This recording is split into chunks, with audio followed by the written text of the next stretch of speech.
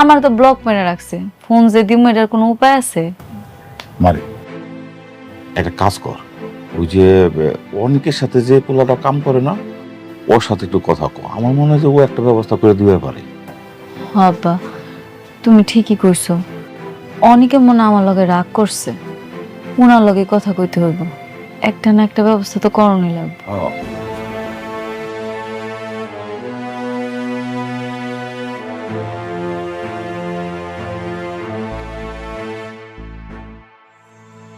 এই স্ট্রাকচারটা পছন্দ হয়নি, এটা চেঞ্জ করতে হবে। তাহলে আমি চেঞ্জ করব।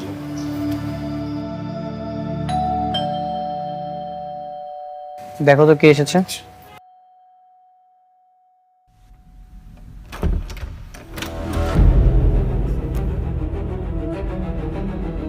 তুমি এখানে?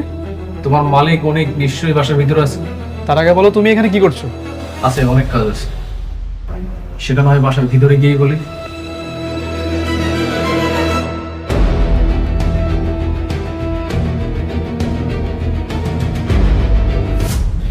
বন্ধু, কি খবর?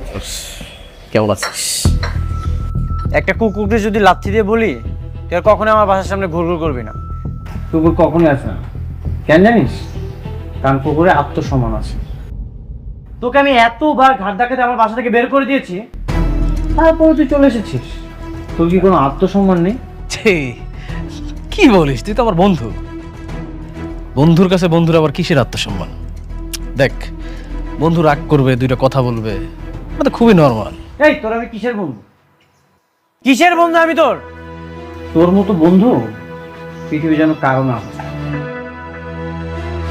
বন্ধু তাকেই বলে যে বন্ধু সবসময় বিপদ আপদে পাশে থাকে। আর তুই আমার কেমন বন্ধু জানিস? তুই আমার কাঁধে হাত রেখে আমার সাথে বেইমানি করেছিস। এমন বন্ধু পৃথিবীর কারো না হয়। কেন হবে না?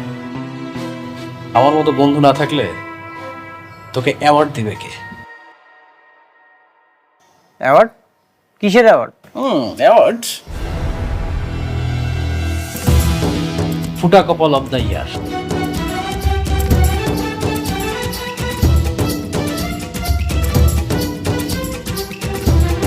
আমি না আমার জীবনেও তোর মতো ফুটা কপাল আর কাউকে দেখি নাই।